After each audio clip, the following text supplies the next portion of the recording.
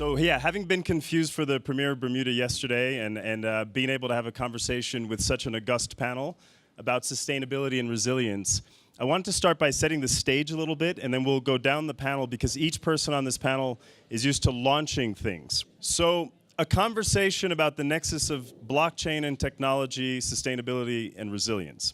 If anybody thought this was an abstraction, let's rewind the clock just for the last couple of years, where you had the worst Atlantic hurricane season ever. Some of us were among the last guests on Necker Island when Hurricane Irma flattened it.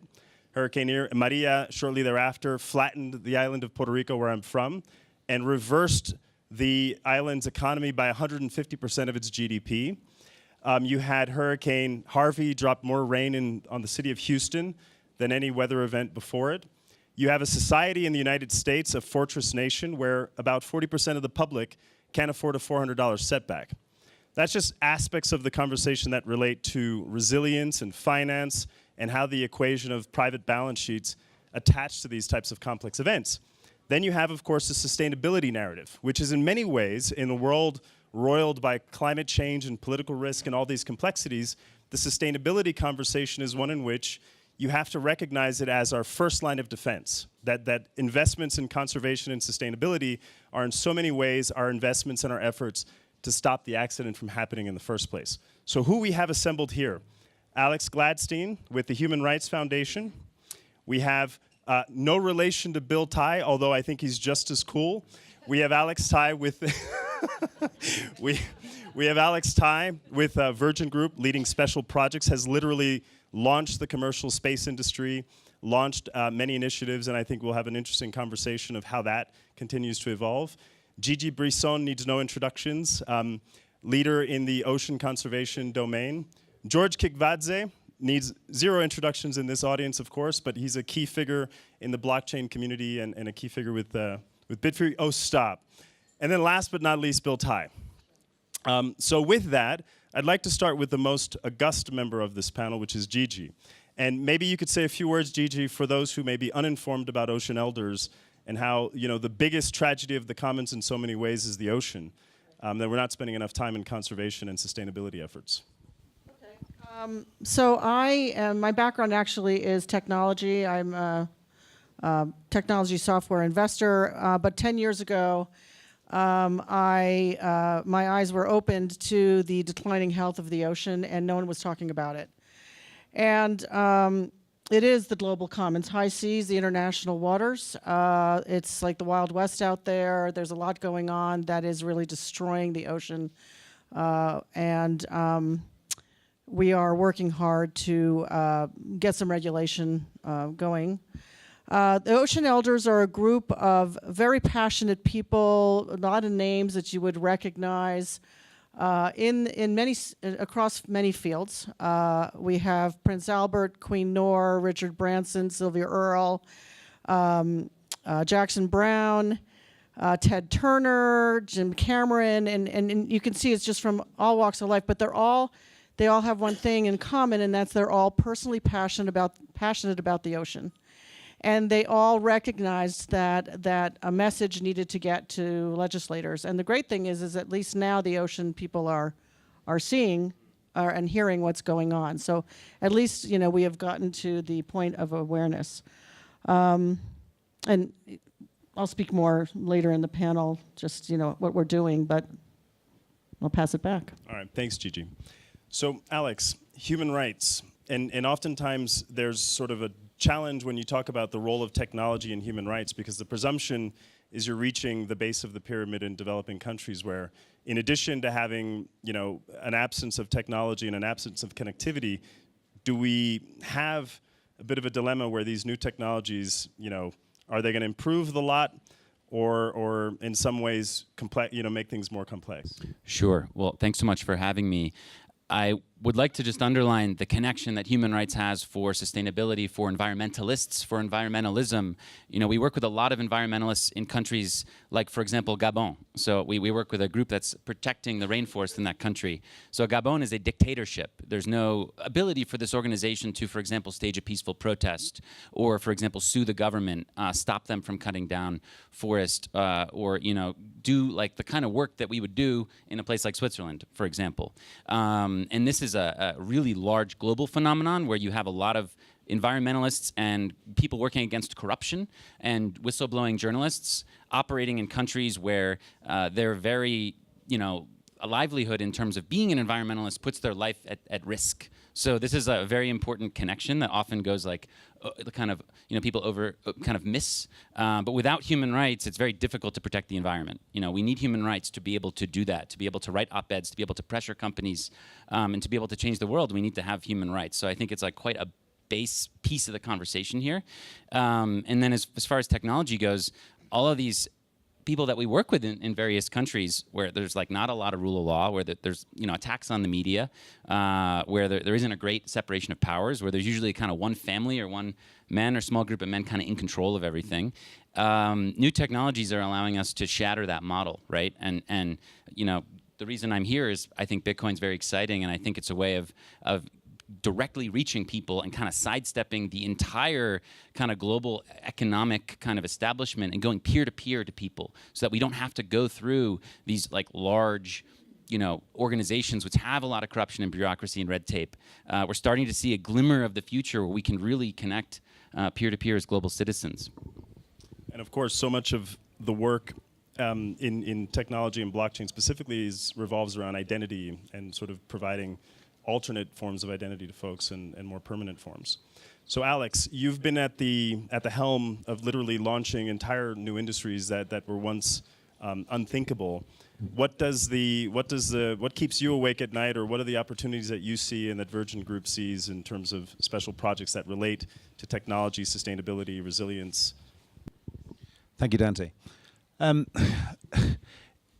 Question, so what has blockchain and immutable distributed ledgers got to do with the planet warming up? So trying to make this connection, where are we? So the fact is, I think this could be the fourth industrial revolution, using this technology. And the previous three have probably had a detrimental effect on the planet warming up. Let's make sure that this one probably aids at cooling back down or trying to get to some situation of normality. And the fact is, having spent a little bit of time with previous projects and looking at the possibilities for blockchain technologies, not just blockchain technologies, but other nascent technologies in artificial intelligence and some of the data gathering and sensory technologies we have, I think there's a real opportunity. A few things on human rights and some of the issues that we have. I think because of what we're doing to the planet and global warming and what we're doing to the oceans, and by the way, now that in terms of our atmosphere, the seas are 800 times more massive than the rest of the atmosphere that we have here. That is 800 times more than just the air. So if we're going to make sure we don't warm up the oceans, we're going to have a much bigger effect on actually the air around us. So this is super important, 77% of the planet. So I really think seas are something that we really need to care about. It's this warming up of the planet which is causing a lot of the migratory issues, which are leading to some of the problems that we have and some of the solutions that we have with migration. So we must try and find a way for blockchain and some of the other associated technologies to help us. Now, I think there's one of them. I was very happy to be involved with a company called Planet Labs early on. I don't know if people know about it. You should look it up.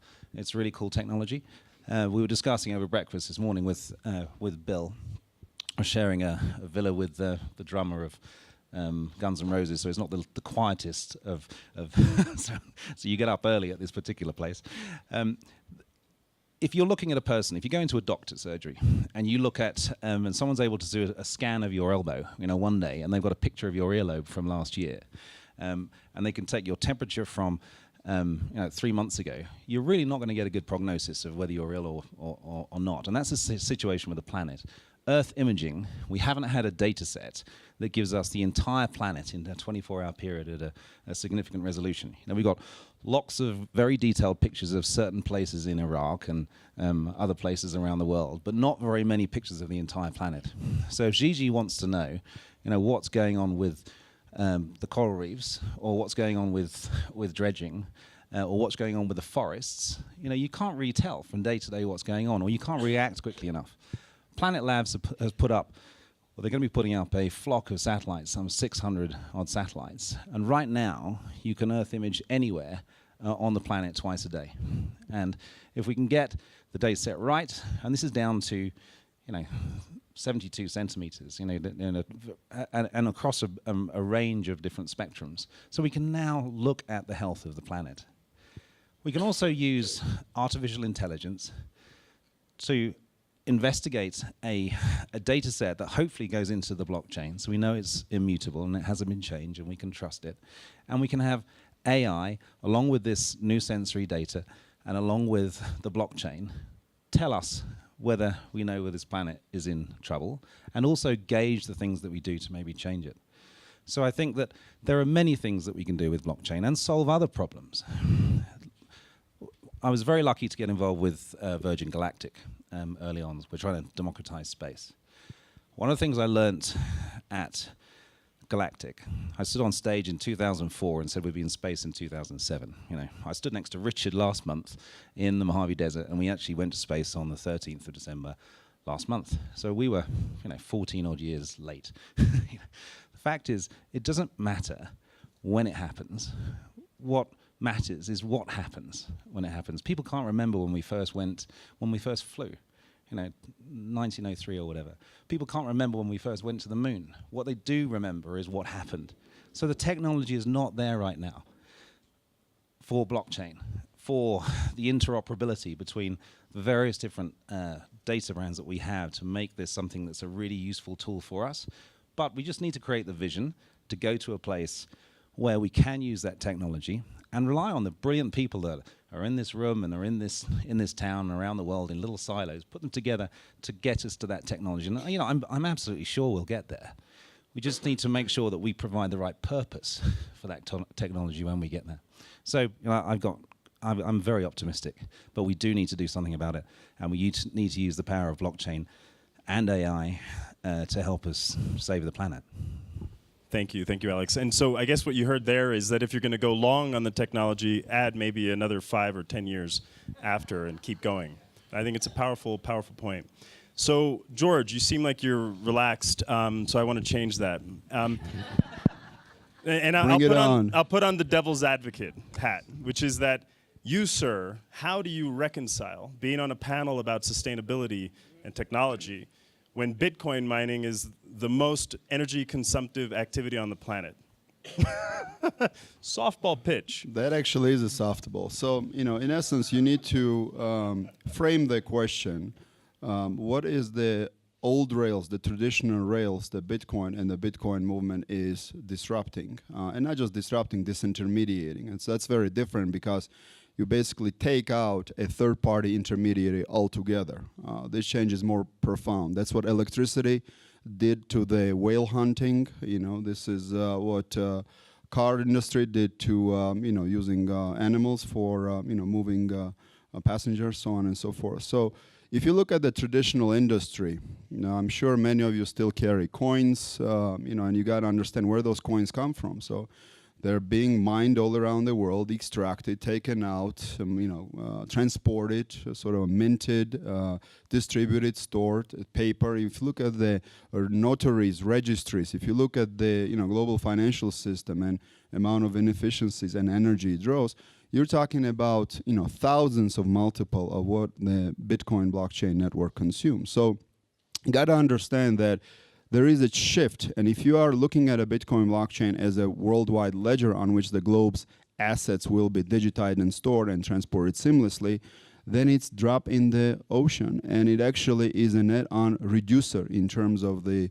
electricity consumed and you know, sort of the impact of the global warming of that. And it's very important also to understand, to echo some of the panelists, is that, in the history of mankind, as Margaret Mead said, never doubt the will of a small group of committed individuals, because at the end of the day, those are the people that made an impact. And here we're sitting, we are 10-year anniversary of Bitcoin, and the technology is actually blossoming. There are people that are fixated on the price.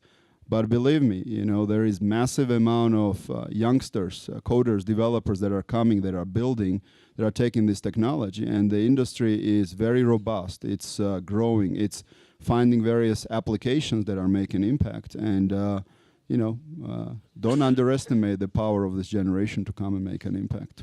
Here, here. And it reminds me of the adage, if you want to go fast, go alone. If you want to go far, go together. So Bill, you have, over the course of your career in venture capital and technology, in many ways, caught every wave of tech. And it seems you're obviously very early in this space as well. We have a mutual connection to Power Ledger, company very active in the energy space. So on the flip side of the critic who says blockchain and Bitcoin mining is very consumptive, companies like Power Ledger are enabling microgrids and peer-to-peer sort of transfer in the renewable energy revolution at a level no one thought possible until now. So where else beyond the Power Ledgers of the world are you sort of eyeing opportunities and sort of investment, if you will? The thing about this particular wave of blockchain, it's so pervasive. It is so broad. It touches so many things. It's mind-numbing and it's quite exciting at the same time. Because in reference to the waves, so I know everyone's wired a little bit differently, and I think I'm really get the oddball weird thing. But when I was a kid, so what got me into all this stuff, when I was a kid, for some reason I was fascinated with vacuum tubes, and you'd see these glowing things inside stuff, and I'd take stuff apart, and I became a silicon chip designer, and I actually had my first transistors working in 1982, which is kind of a it's like kind of the start of the industry. I had actually designed transistors, and what that is about is steering the flow of electrons and making things that are very inefficient, very, very efficient. So as technology moved in waves from kind of little devices to boxes steering electrons to networks carrying them around the world to the expression of them on user interfaces, to then the data science layer to optimize the movement of those bits. Every wave has produced greater and greater efficiency for many things that we do. And the thing about blockchain that blew me away when I first got exposed to it was that it is the foundational layer of technology that can organize the world's assets. And it's just so big. It's mind-numbing. And now, simultaneous to that kind of direction of across all the companies I've worked on, I somehow became a kiteboarder and kind of kiting around the oceans. And over the many years, I would go back to the same places year after year, and typically only once a year. I'd go with Amanda many places, kiteboarding, camper, whatever. We'd go. I have this community of people that kiteboard around the world, and when you see something every day, like you see a cousin every day, you don't notice anything about them changing. But if you see them once a year, you see a lot of change. And it literally took 10 years because I never cared about. I literally never cared about the environment stuff until maybe 5, 6, 7 years ago. I can't remember when it was, around that time. And I would go to the same places, and I would just see that they looked different every year, and there was more garbage and more like stuff in the sand, and everything was dying. And it just it started to bother me because I like systems that are working. And when you're if you're a computer chip designer, you're working nowadays on these things with like 140 million transistors, and if 2 of them are out of place, the system stops. And so when things are not functioning well in the overall thing, it bothers me. I'm a little OCD, and I arrange stuff at home all the time, But when I would see things that look like, wow, like this part of the system might break, it makes me very uncomfortable inside because it makes me think the whole system could just self-destruct. Or actually, it tells me, period, the system is on its way to self-destruction. I just don't know when. And it makes me want to fix it. And so about 7 years ago, we took this kind of community of technologists and people that I kiteboard with that I have typically have a certain kind of capital. Some of them have capital. Some of them is social capital, but many of them have knowledge capital to apply the modern methods that we have today to make the world more efficient to lots of things, you know, and they tend to be working on commercial things, but there's a lot of other stuff that needs to be fixed before the system self-destructs. And so we ended up teaming up with Ocean Elders. And to date myself, I've been working with Gigi since 1987. You know, but anyway, so I was pitching her on tech companies back when like the industry was starting, and I actually totally randomly found out. I didn't know, you know, Gigi used to run a hedge fund, and was an early investor in Salesforce. So I knew her from tech investing. And one day I'm kind of like, oh, she has an ocean conservation thing, you know, and then I walked up to you at some conference and said, Gigi, we're gonna throw a fundraiser. And then we threw something called the Ocean Gala, and then started the spark of how do we get the energy of a community, a little bit of financial backing, pick out a couple of objectives, and just drive them, and take the people that we know that can actually get stuff done in active conservation. So the nonprofit is now called ACTAI, and the active conservation, but it also stands for athletes, conservationists, technologists, artists, and innovators, because we have, I don't know how it happened, but I've got this random, interesting, amazing group of people that commit some of their knowledge capital and some of their capital to trying to make a little dent, you know, and I often say, you know, I've been living this technology wave that technology empowerment accelerates everything that we do. It lowers friction, it makes things replicable, it makes them scalable at mass.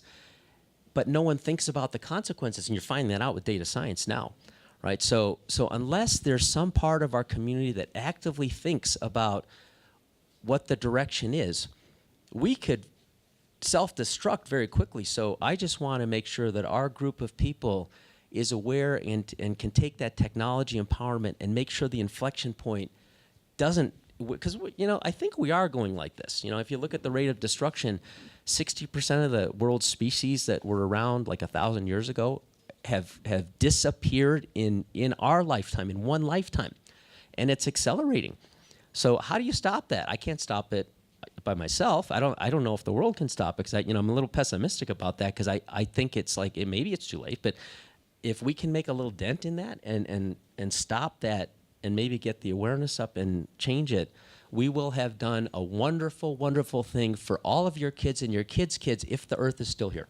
To bring the conversation to the other side of we've had, I think, a first round on the sustainability side. But if you think about the resilience argument, blockchain as a technology is in so many ways resilient by design and disaster-proof by design. And you know, in Puerto Rico, 60% of the claims to our Federal Emergency Management Agency were denied because people couldn't provide adequate evidence of property title or ownership. Same holds true, I think, in Harvey and Houston and other examples around the world. So an advanced economy like the United States has been brought to its knees in so many ways through these big complex events. Paradise, California, totally wiped off the map. And I know, George, maybe to you, and I think a number of other panelists can comment on blockchain, land registries, the type of work that Bitfury has done effectively to recognize in a degree of permanence the biggest and most important asset people will ever have, property or land. Yeah, I mean, you know, at the end of the day, if you think about the property rights, probably are the most foundational sort of aspects in terms of unleashing the growth and economy and hope and, you know, poverty and transparency and, you know, everything that comes with it, right? So, you know, it was fascinating to you know, see the concept of De Soto, Mystery of Capital, where, you know, what makes really OECD countries and U.S. successful is democracy, but also the you know, these property rights that have been carried out for you know, centuries, and the rest of the world to a large degree where, you know, there's shakiness of that. That's why if you're a farmer in Egypt or, you know, in you know, I'm just throwing out name, you know, in Venezuela, you know, your loan you can obtain is probably hundreds of % and very short term, and, you know, your capital is dead and unleashing. So we realized there was a huge potential applying the technology, and we started with Georgia. Georgia was our training wheels, in essence. Country is ranked number 6 in terms of World Bank ease of doing business, very transparent. But it was a great reform-minded government that wanted to go and do that. We always say it takes two to tango, and we did tango. We did the project, was great success. And the next application, we started applying it where there were some challenges. So I was very happy for us implementing a project in Ukraine, for example, the registry of state seized properties, an auction where there was a massive amount of discontent by the population, that in some cases there was irregularities with the bids, the assets were going to wrong bidders, and so on and so forth. We came in, we implemented a private blockchain called Exonum, and the angle there is that the state of the private blockchain then gets anchored on a public blockchain. So in essence, you take a snapshot of the registry and you hash it, or you link it to tens of thousands nodes around of the world on a Bitcoin blockchain. Guess what? The data from then on never got changed. 1 year on, we went from over 3,000 complaints to literally 0 complaints. So the data cannot be tempered. And now we're just taking that framework and we want to blow it out and take it globally, because at the end of the day, blockchain is nothing new. Blockchain is a glorified Oracle database, as people say. What is important there, that you have an ability to make it tamper-proof. You have an ability to link it to a global database that is completely, can be, servers can be at Human Rights Foundation, at the UN, it can be at, at a World Bank, it can be on the premises, and no one can go and change it. And through technology, you're basically making this, registry immutable. And when the tampering happens, the yellow flag gets thrown right away. You don't have to wait 30 years to discover Bernie Madoff.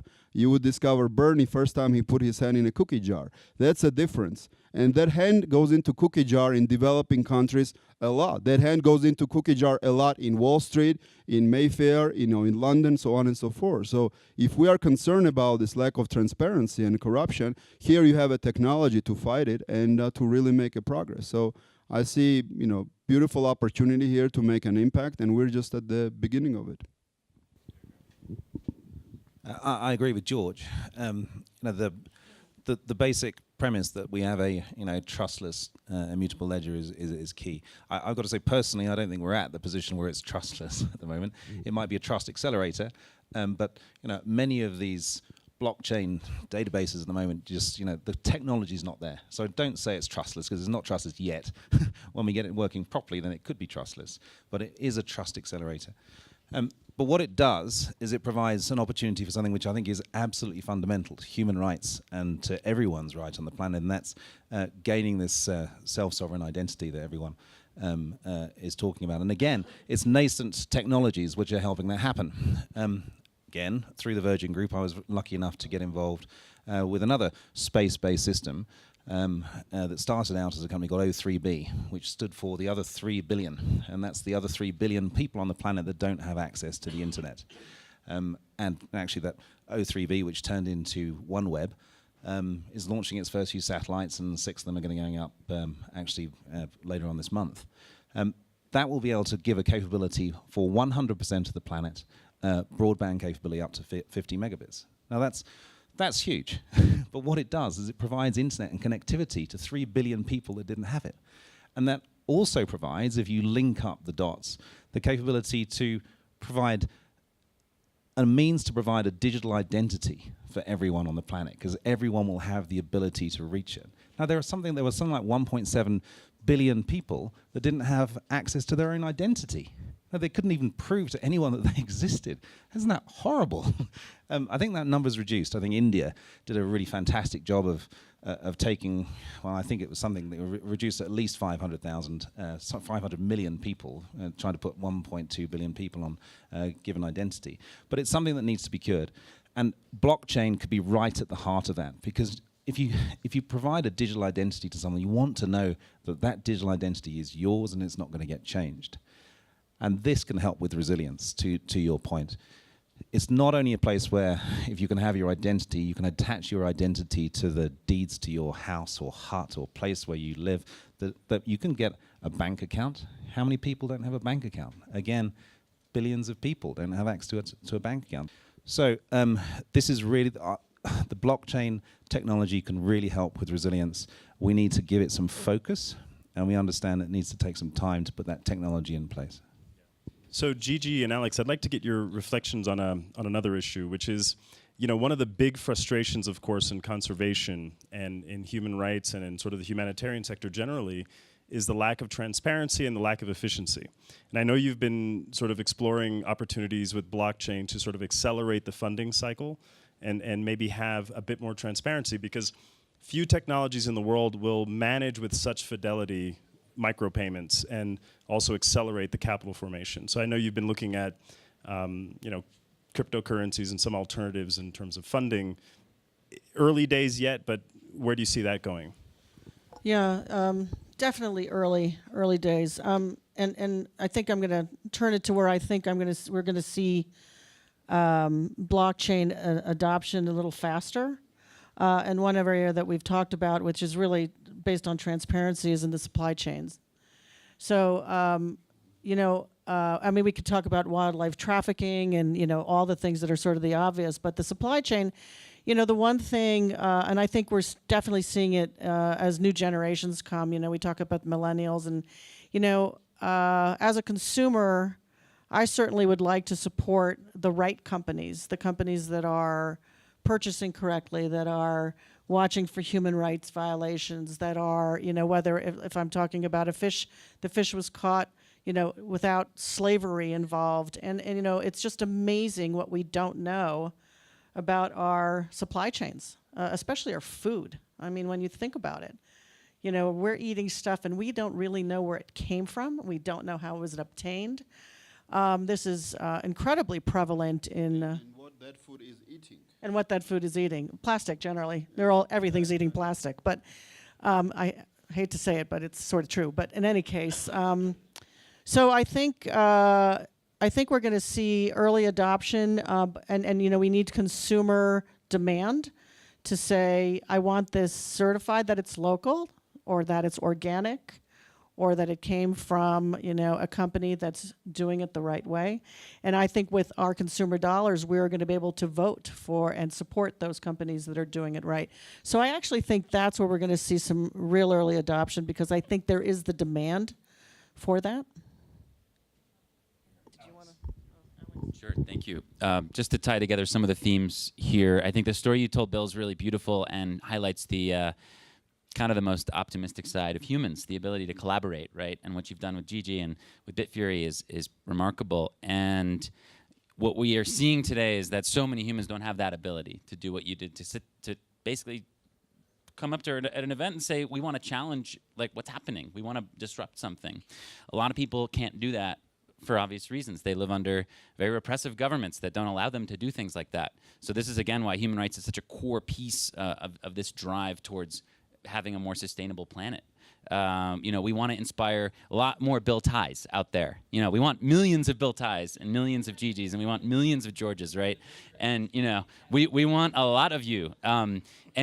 This is, I wanted also to echo George's comments, which I thought were fantastic to open, that we're witnessing something extremely profound that is going to take a long time for us to even really begin to understand in terms of its implications. But we're talking about, with the rise of Bitcoin, basically an entire parallel society, right? So the Czech human rights activists, Václav Havel, and so many others talked about this sort of parallelopolis, this like kind of parallel society that would happen. They talked about living in truth, where you kind of had, in the communist regime, everybody did their day job and they said, yes, sir, but underneath people were like thinking something different, right? And that ended up flipping, and that ended up being the reality, right? So what we're seeing today is this opportunity with Bitcoin to create this parallel economy. And basically, all of these people who don't have bank accounts and who can't connect to the internet, we need to get them on the internet so that they can actually use applications like this. But these folks who don't have passports, don't have IDs, aren't allowed to innovate and create and become entrepreneurs. They're going to be able to do that. Those walls are going to come down, and there's very little that people will be able to do to stop this. So we're at a very exciting time, and I think we need to kind of continue to invest in infrastructure, on-ramps, liquidity. Education is probably the most important thing. I mean, so few people are even starting to sort of grasp this wave that's coming. Yeah, absolutely. And I think there's a reason there's been so much adamant status quo pressure against this technology, because a lot of people have done exceedingly well behind the cover of darkness. And asymmetry of information has produced a lot of asymmetry of wealth, which and then comes up in some bad ways. But I see some burning questions in the audience, which of course I'd like to turn to, unless there's any. I just would like to add, I think this is the first time, I mean, we've watched a number of waves of technology, but this is the first technology that I actually feel has a real, it's ethical technology sort of embedded, that actually everybody who's involved is actually thinking about the potential impact for the benefit of the world. It's a big thought, and when I think of any other technology wave in which we've been involved and watched, never even was part of the conversation. And it's really incredible, and everybody who is involved at the early stages seems to be bringing that into the conversation and into the thought process of what could we do. And this is where all of you can really make a difference. You all have a special skill set. You all have a special knowledge base, and you can really. And here I'm going to pass. I see the hand here, and I really think that you can take this technology and apply it to something to the greater good. Okay, there you go. Oh, just quick comment. I believe the time has come. That's the reason. The world is broken, and there's no coincidence that at the height of Lehman Brothers and AIG and all of that was happening in 2008, the Bitcoin white paper was written out and distributed. I think the people involved, the power of the community involved, we are committed to making a change. We are committed to making a change, whether it is in the environment, whether it is in the governance, whether it is in provision of identity, that is something that cannot be stopped. And you're absolutely right. The foundation of this technology and people is built on a very strong pillars of making a positive impact, and that's why it cannot be stopped. Thank you, George. Thank you, Gigi. So any burning questions in the audience for this wonderful panel that we've assembled? Here. Hi, Susan Kish. I just wonder, many of these conversations about building an ethical base for this and this being a very empowering technology remind me of the late 90s and the talks about the internet. And yet today we look at an internet that is so dominated by a few monopolies who still say they're there for the good, but there are enough debates to make that open. How do we make sure that in 20 years we're not sitting at this table having a very different conversation? Pragmatically, what do we do? So I'll come at it a little bit orthogonally. So if you look at cycles of technology in like the computer business, you had centralized mainframe kind of things, and then it moved to a distributed system of PCs connected to a network where all the nodes had individual brains, and it's became much more dispersed. Networks, in a way, you'd think that the internet would be this. When the internet first came out, I was awed by that too, and I thought, wow, this is the democratizing technology that's going to make every engineer and software in Bangladesh equal to those in Silicon Valley, and it's going to make the whole world like flat. And it didn't. What happened was, at the time when immigration laws were a little looser, every engineer in Bangladesh that was interested got on a plane and moved to Silicon Valley. And it concentrated the assets and the knowledge assets. And so it didn't do kind of the democratization thing, but it did empower people from a knowledge standpoint. And I think what the fundamental difference between networks, which are dumb, and like the connection between a terminal and a mainframe, and blockchain, which is it's also dumb, it's a transport layer, is that in this era, the beautiful thing about cryptocurrencies, Bitcoin, and any of the ICOs is that they are a vehicle for the economic alignment of interest for heterogeneous communities, right? So if you think about any ICO community, whether it's real or fake, you have a group of people that believe in something, and they all will conduct commerce with each other, and the coin value, if it is real, if there's a real thing under the hood, its value will be determined by whether or not the thing that's unifying that community is actually working or not. That's kind of that's what should happen, right? And I think the blockchain is allowing communities of knowledge because it came more of an open source. It's not, kind of a Microsoft thing. It's open source communities all contributing, but it's not just one community. It's multiple. You see it in the discussion about different chains, right? So I think the intelligence layers kind of, it allows the intelligence and the economic alignment part. And I don't want to too long, but like if you think about my intro to this whole world was Second Life in a way. There were people, you created an avatar, they had nothing to do. But as soon as the Linden Dollar was created, and I was Alan Greenspan Gollum, there was activity, and people weren't just these random nodes, they were self-organizing into economic activity pods, right? So I think that is the difference. There's a way to provide a granular incentive system at the edge to solve specific problems. So I think it's just built in. And I just wanted to add real quick, that's such an important question. How do we, build not just an internet, but a way for all humans to interact with each other where we don't see the centralization that happened to the internet. And I think a key idea for how we architect that is really from the Bitcoin blueprint, meaning let's bring information, data, and money back into the hands of the people a little bit. Let's distribute data processing. Yuval Noah Harari has said that basically advances in distributed data processing is basically going to be the thing that safeguards our democracy. So we need to think about how to take data and money out of the hands of just a few people, just like democracy did with power, political power, took power out of the hands of just a few people and spread it out. We need to do the same thing with data and money, and we're seeing that today. Couple observations is that the wave of blockchain is very different from internet. That blockchain and Bitcoin, that's not a Silicon Valley phenomena at all. It's spread around. Silicon Valley companies maybe 10, 12, 15%. This is spread around all around in Europe, in China, in Asia, in Africa. So that's first. Second, the issue with the internet was that the protocol layers were public goods built by the governments and universities, but the data basically that you gave out became the conduit, and they got trapped with these organizations that we all know and kind of collected. The revolution of the blockchain is that data will belong to an individual.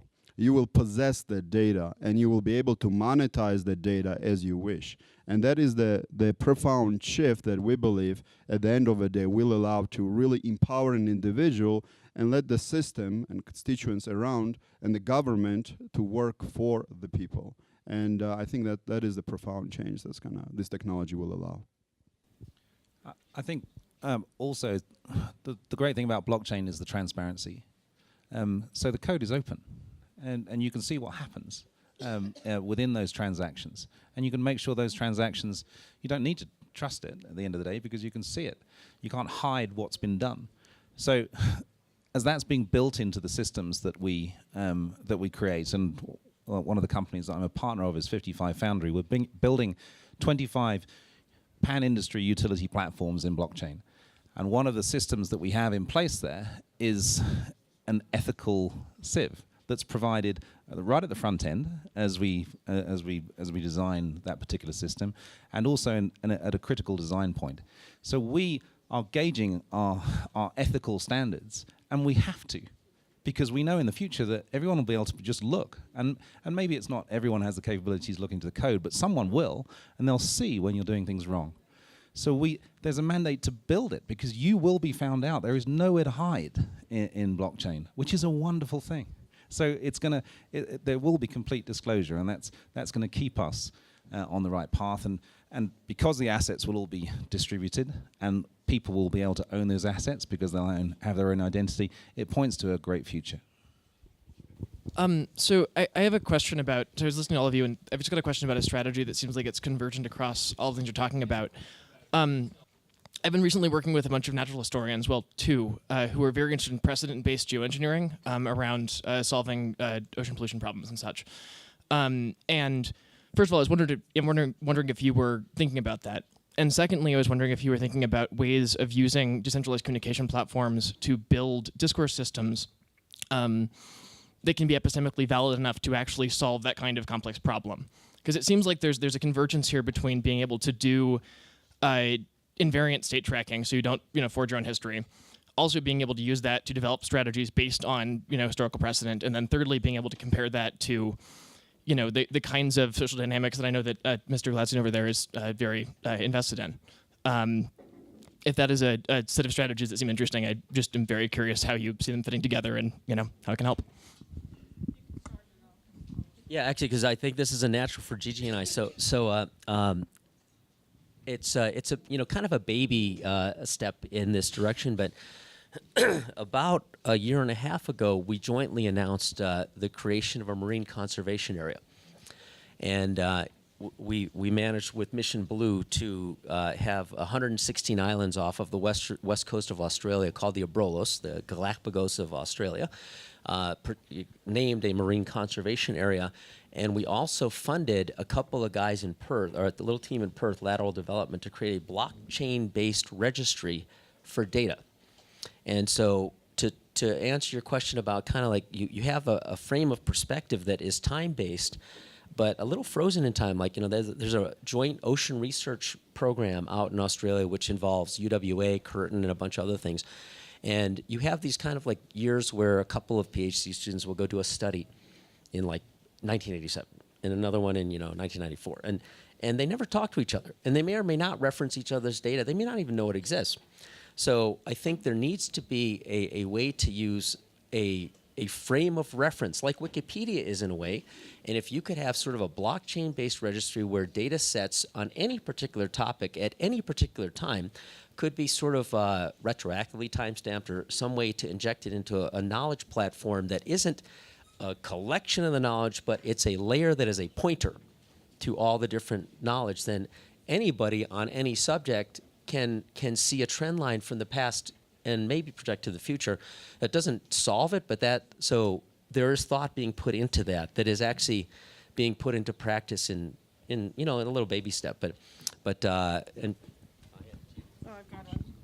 So was the first part of the question, did I hear you talk about pollution focused? I do want to make everybody aware of a project called Vision 2030. Okay, the UN SDGs, you see all that. There's the SDG 2020, the 17 goals. So ARM Corporation, which is the world's largest shipper of microprocessors. So ARM is the CPU core inside your iPhones and the Samsung phones and every car engine, Windmill, whatever. So they are the natural place to be the sensors to collect data, and they now have a capability to pull all that into one cloud platform, which is called Treasure Data.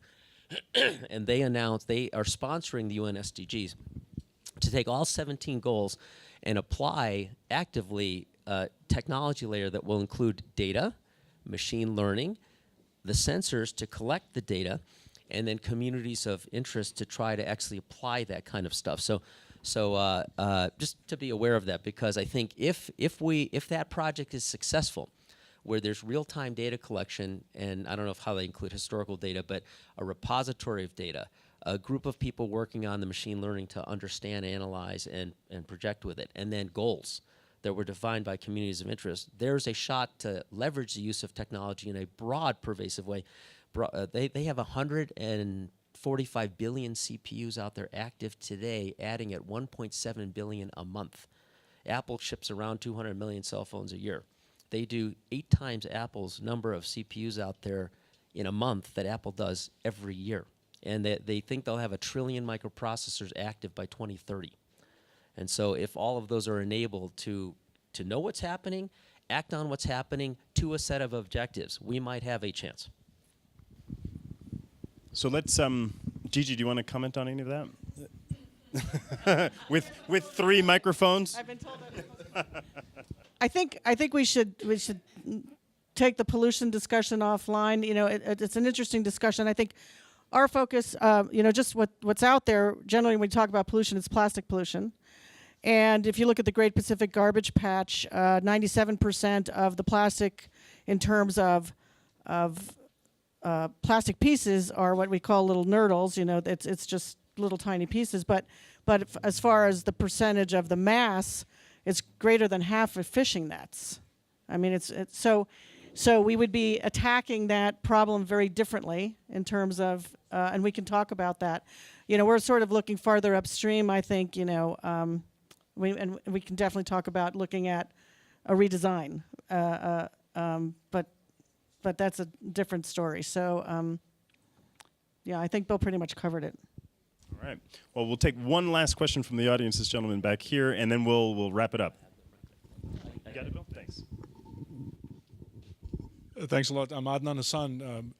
As I was listening to Bill say, the alignment of economic interests between heterogeneous communities, I thought we probably need a translator of English so we can understand the heart of what it is, because it's a powerful message. Technology without philosophy is efficiency without a purpose. And the 90s work on technology was all about efficiency. And if you were in the Valley, it was an echo chamber of non-diverse people talking to each other about changing the world.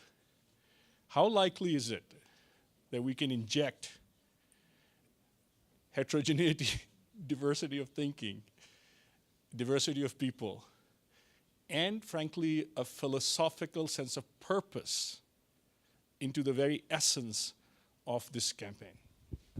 I'll talk to a little bit of that. One of the possible technology paths that goes down in blockchain, and it's a contentious issue, is governance and governance capabilities in tokenization. So not only will you tokenize your assets, whatever assets they are, but if you're providing ownership to someone during tokenization, maybe you should have some governance over your asset at the same time. And it's a hugely political subject. But I think there's a view that if you now do have ownership of your identity and ownership of part of an asset that you might now have access to, you should have some governance over it. So this is how you can bring in everyone's views. Now it really totally democratizes it, because if you're now a driver for a large ride-hailing company, but you have no governance over what you get paid, what the customer's paying, but now in an open and decentralized community, you've now tokenized your ride, and as a driver you are an owner. Maybe you can vote on how much you get paid and how much the driver should be, and that would be good governance. And now it's completely diverse, and it's also diverse and directed towards the actual participants in that ecosystem. So I think I'm not clear exactly how the best case for governance should have within tokenization models within the blockchain, but it's an opportunity to do really good, and it's also an opportunity to really mess things up. So you've got to be careful how you apply that governance. But I think it's something that we should be open to, and if we can do it well, it can be applied for good. Just very quickly, brilliant insight that technology without philosophy, directionless, maybe is not going to help us so much. So that's why I would not underrate the invention of Bitcoin. This is the entire idea of someone or a group of people, we don't know who they are or who it was, but thinking, hey, there's something wrong with our current economic system. There's something wrong with like a small group of people controlling all the money. Let's actually break that out. Let's diversify that. Let's make this a global phenomenon. Let's make this a peer-to-peer thing. And it's very much a political project. This has a moral purpose, and it's not something that's just a bunch of code that somebody drew up. And I think that's kind of the most powerful side of it, is that it's sort of a social phenomenon of disruption and decentralization. And decentralization is just a means to an end. Like, it's kind of pointless in and of itself. But when the end is actually sort of censorship resistance and kind of removing arbitrary power from people to basically print our money, take our money away, et cetera, I think you're going to see something that has sticking power and is going to, as Bill says, align a lot of different heterogeneous groups together. And George, maybe. Yeah, I'd actually like to this is exactly what I was going to point to. I think at the root of this, phenomenon is exactly that people were trying to break the central control. And all the early adopters truly believed in that philosophy and are committed to it. And I think that just permeates the network and the technology. And it's, I think, our job as we implement, to keep with that goal. Yeah, I think there is nothing more powerful than the idea whose time has come. And the power of this technology is that it's all about transparency. So here you can very easily see what is the purpose of a certain project, and you can easily see what is the provenance or state, whether it's of a land title, the identity that can be bounced off and verified by your friends, your family. This technology's foundation is built on the transparency, and when you have this transparency, you easily can attest to the saying is that the best detergent out there is the sunlight, and here you do have that sunlight. With that last word, Nice, George, George, you have my nice. blessing to drop the mic. Thank you to the panel. Thank you to the audience for your participation. Thanks again. Thanks for moderating.